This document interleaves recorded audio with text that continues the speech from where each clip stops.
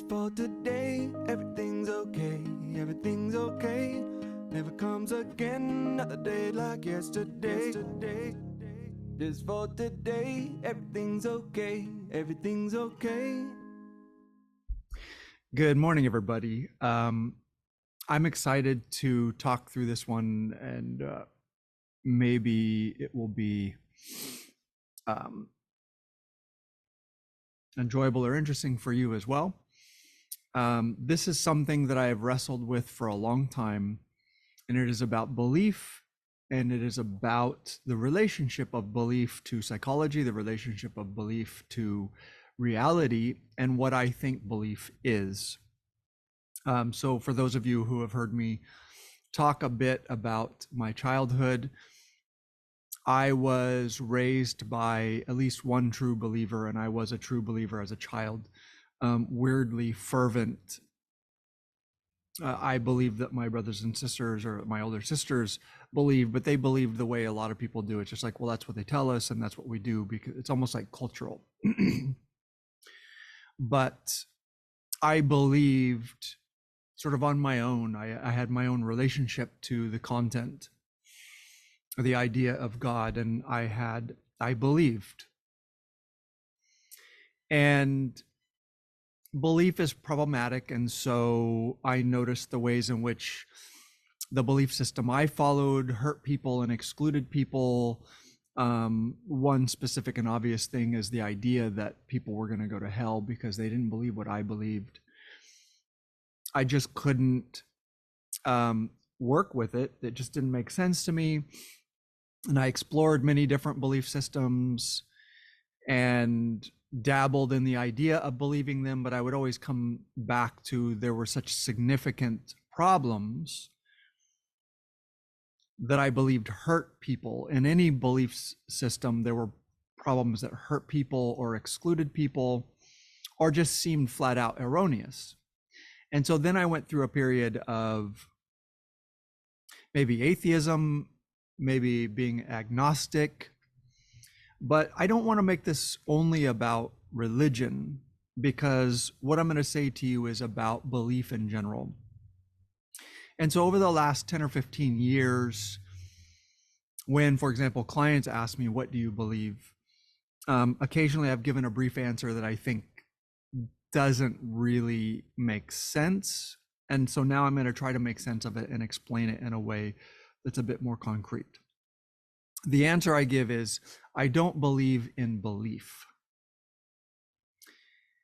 And that sounds asinine, because certainly, there are those reductive people who will be like, oh, well, that's a self-defeating comment, right? Because you believe that belief is something that you shouldn't believe in. So what you're stating is actually a belief. It's not an objective fact. It is an objective fact that I don't believe in belief. But I can explain to you what seems to be true to me.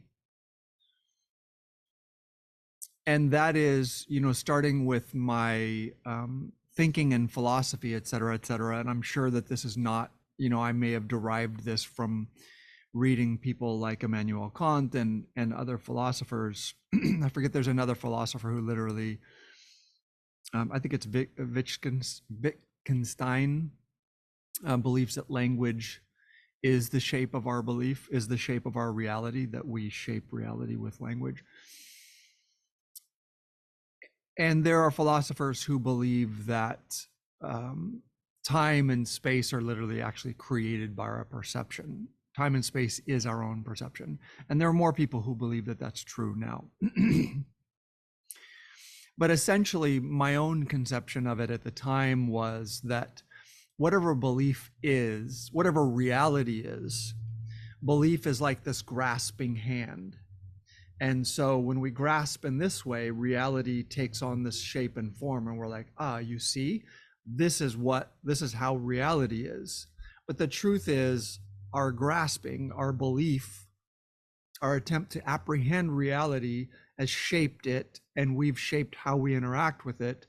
And therefore there's this seemingly objective outcome that we're like, oh, that's what's true, that's what's real. So this is where my thinking started on this, but my thinking has since sort of evolved. And I'll give you an image that I think will demonstrate what my conception of belief is. Let's say there's a little animal that lives under the ocean. This is massive reality. It's very complex. Let's say this is a little shelled animal of some sort. And life is dangerous, unpredictable. There are so many things going on that this little animal has no idea. And yet at the same time, it's attempting to stay alive. It's attempting to eat. It's attempting to stay comfortable.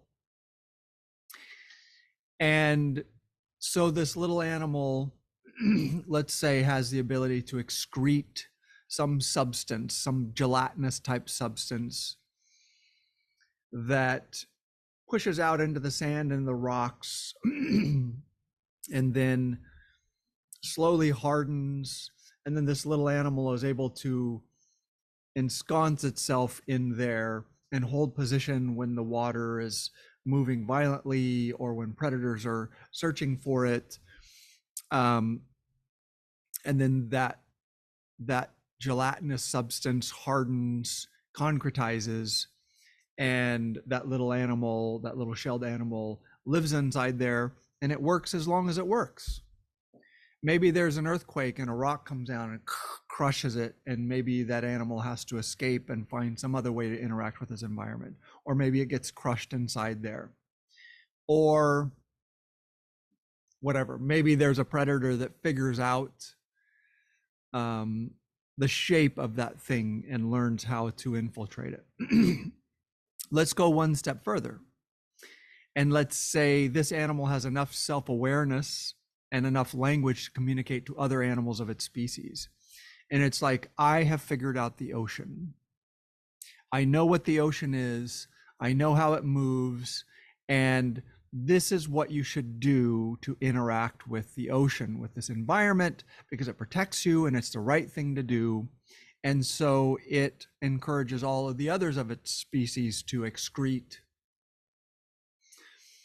in this way and to create this excretion, this excretory gelatinous substance that then hardens and attaches to rocks and moves the sand out and creates a way for those little shelled animals to exist in that environment. And it works until it doesn't. Okay. So I do have a belief. I believe that belief is an excretion of the brain. Whether it's energy or whether it's whatever the substance of thought is, whether it's some configuration of muscle memory and neuronal networks, or whether it is just something that's stored in the quantum field. Like I don't, right? So I'm not talking about something that I can prove to you. I'm just telling you that when, as a human being, when I sit here and watch and watch and watch and watch and watch, I've never seen anyone believe anything deeply over an extended period of time where it doesn't really start to behave like an excretion.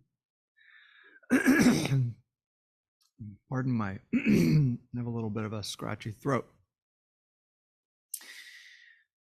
And so the image that I gave you, this image that's maybe it's a little gross to think of it as excretion, I'm not using that to just be vaguely analogous. I think that what belief is something that humans do. I'm not criticizing it. I do it. I think all humans do it. I think somehow it's a function of existing in a reality that's so big and overwhelming and unpredictable and not necessarily configured for me, that belief is something that we do to attempt to apprehend, to control, to figure out how to interact. And yet our act of believing, the creation, the excretion of this thought form or this belief, takes form and then hardens. And what we call dogma is the hardening, is the codification of a belief system, right? So again, this doesn't have to be about religion. This is about people believing anything. So let's say you take something like Christianity. I'll beat up on Christianity since I was raised in Christianity. Maybe I have a little bit more entitlement to do that. It starts as this thing which history seems to indicate really was a mystical movement, mysticism, of the desire to experience God in a real way, in an unknowable way. And that seems to be evident in the things that supposedly Jesus said. And also when you look historically at what was taken out and you look at what the Church of Rome did to codify it, there was just a lot of an attempt to turn it into a social system, which it didn't seem that that's what it was before. It was a system to experience God, to experience the mystery of God. It seemed anti-social system, and then the Church of Rome turned it into a social system. So this belief gets excreted, and then slowly over time it gets codified. And to me, that is the hardening of that excretion into a system that shapes reality, shapes how we interact with reality, becomes a safe place, becomes this regulated place, and then ultimately, becomes dogma, right? This system that we don't even know if it serves us or what it means or why it means that. It just becomes something that it's like, well, that's what you're supposed to do because you're a bad person if you don't do it. We don't even know if it serves anymore. It's hardened. So you have this process where you get enough, this happens with a single person, but you get enough people generating and excreting this belief and participating and excreting this belief, this way of apprehending reality, the mystery of reality.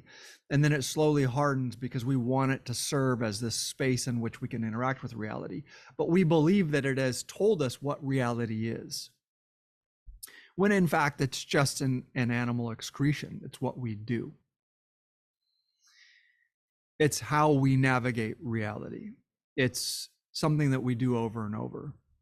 And then at some point, it works until it doesn't. And then at some point, that hardened, concretized excretion becomes so harmful to whatever we've evolved into, it no longer solves the problems that we needed solved. And it starts to do a lot of damage. And then there are the animals that cling to it. There are the animals that challenge it and try to tear it down. There are animals who just leave it and stop doing it. But I believe that this is literally what happens when we believe. So I don't think that I don't believe. I think that I do believe things. But my relationship to my belief is, this is an unavoidable thing, like sneezing. It's an unavoidable thing that doesn't have a lot to do with what's true with a capital T. So right now I can hear a lot of true believers. When I say true believers, I just mean people who devoutly believe. They're not just sort of culturally attached to their belief system. They're like, they really study it. They hold it to be true. They believe it to be an accurate representation of reality. I hear a lot of them really protesting, right? Oh, so like essentially you've deconstructed truth. No. I have made humble the act of believing. Here's something that I believe. The less I believe, the more things that seem inexorably true suggest themselves to me, and I experience them as true. And I just try to accept with humility if I tell people, well, it just seems like this is true. For example, it just seems like all meaning inheres in consciousness. I don't have a way of proving that. Yeah, I can do a logical proof. I can say that an image I like to use is a bunch of rocks accidentally randomly roll down the side of a volcano, and they, by happenstance, fall into the shape that a meaning receiving animal would say, oh, that's exactly the shape of all the letters in a Shakespearean sonnet. Did that mountain intend to say something? Let's say there is no meaning-making conscious being. Logic would say, no, that's not actually a sonnet. It's just random chance that those rocks fell into the configurations of things that we would call letters, and that we have agreed as conscious beings that when this ink is aligned into these shapes on the page, we have agreed that this will mean these certain sounds, and these certain sounds have this certain significance, and they hang together in this way. And an author intended that significance, and I attempt to receive that significance, right? So in this way, with this thought experiment, I have a belief. I believe that all meaning and significance is inextricable from consciousness. You remove consciousness and things have no meaning, no inherent meaning. So that seems to suggest itself as true to me. I don't know that it's true. I'm just a human. If I start believing something, I'll excrete something and I'll start trying to apprehend whatever reality is. And right. So what I've done is not to say that there are not things that are true. So if you're a true believer and you're like, hey, John, what you're saying, I think you're sadly mistaken, and God is real, whether you believe that God is real or not, but I like what I'm saying is not an attempt to destroy the truth. What I'm saying is to say, I am not a truth definer. I'm just a human animal, and I believe stuff because I don't have any choice but to believe stuff. It's how humans navigate reality. We go around believing things. And if believing those things don't get us killed, and if believing those things make our lives nicer or more profound or more beautiful or whatever, we tend to go, oh, well, I believe something that's true.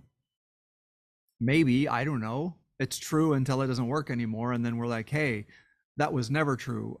I don't think belief has much of a relationship to what's true. I think belief is just something that we do.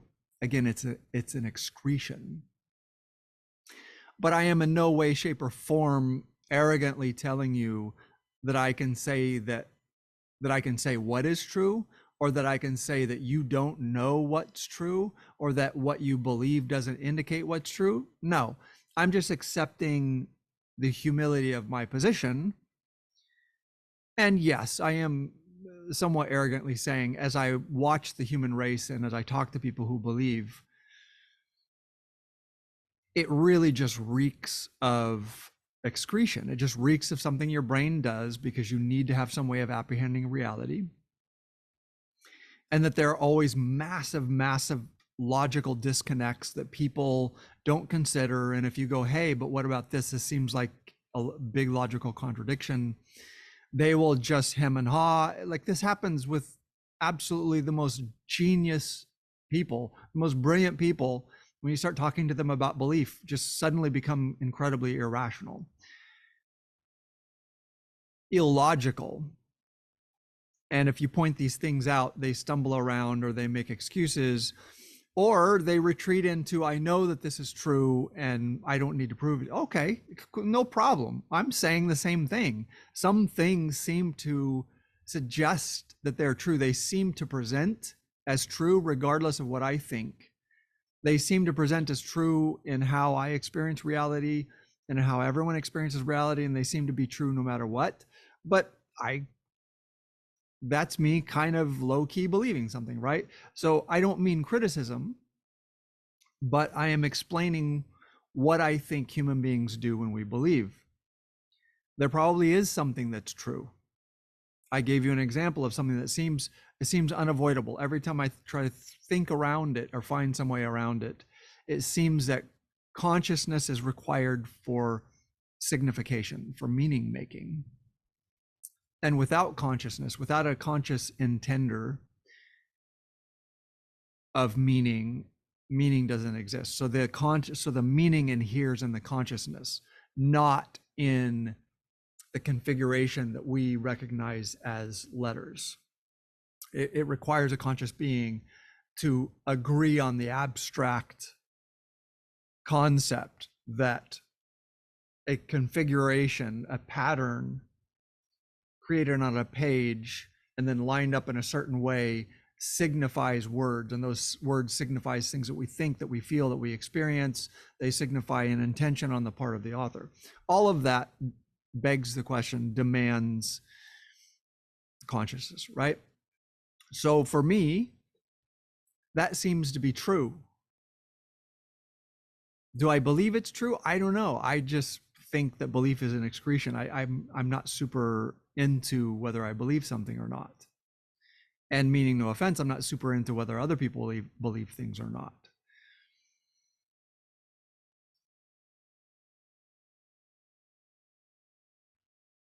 So you can see I wander a bit, and there's a lot of thinking on the topic, but I think I will sort of leave it there, that my statement that I don't believe in belief is just that I think belief is sort of us excreting or attempting to apprehend. And the longer we allow a belief to harden and concretize, the less it has to do with what's actually true outside of ourselves, outside of our own experience of things, and becomes just much more about being a system by which we apprehend reality and navigate reality. And we think that it is indicated what's true to us until it stops working or we recognize that it's really, really hurting people, that there's something true in reality and how people navigate reality and how life navigates reality, that this belief seriously hinders or harms. And then we go, well, this is an erroneous belief. I don't even know what it means, erroneous. I remember years ago listening to Tony Robbins, and he said something that at the time offended me because I wanted things to be true and I wanted to be able to believe things that were true. He said, I'm not interested in whether what you believe is true or not. I'm interested in whether it serves you and serves your community and serves people around you. And at the time that made me mad, right? Because I was examining truth and I wanted things to be true that I could hold on to and that I could beat up on people with and go, I'm right. This is true.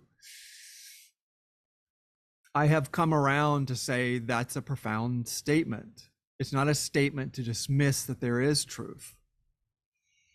It's a statement to accept the humility of what it is we're doing when we're believing, that because belief is always just going to be an almost animal act, it's almost a biological act that's just made to help us navigate reality, we better make sure that what we're believing serves us. And I don't mean in a selfish way, but it helps me be a better person, a stronger person, helps me be kinder and more loving to others, and serves the community, helps the community. And if other people believe it, it also helps them be loving, more kinding, more loving, more kind, helps them generate wealth or meet whatever their needs are, such that they are then able to help others meet their own needs.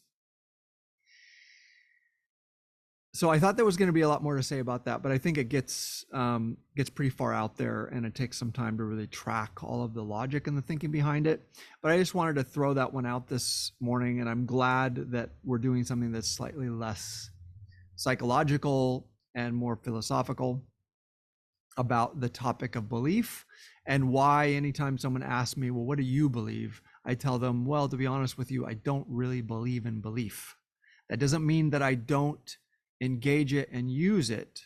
I just don't think belief is about truth. I think belief is about navigating what may be true, but that it shapes the truth in a way that allows us to navigate with some comfort and hopefully serves us and serve others.